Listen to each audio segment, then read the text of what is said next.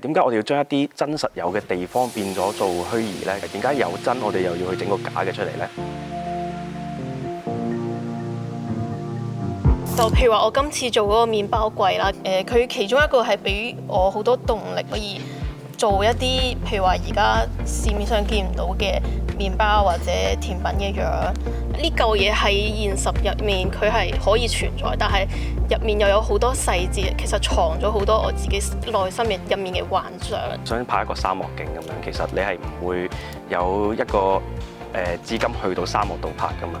咁但係變相係我哋可以整一個沙漠嘅實景放喺前面啦，放喺個 LED wall 前面啦。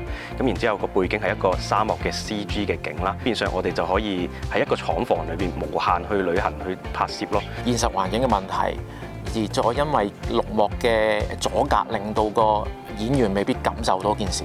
咁而家我哋將呢兩樣嘢可以叫做有一種渠道可以溝通翻，即係大家嗰個視覺嘅體會會多咗啊，因為成個景係突咗出嚟嘅，你係可以接觸得到嘅，並唔係話好似以前我哋睇動畫，淨係望住個 mon 就冇啦。而家我哋係可以入埋去個景裏邊咯，你會見到自己最終係喺個畫面入邊咯。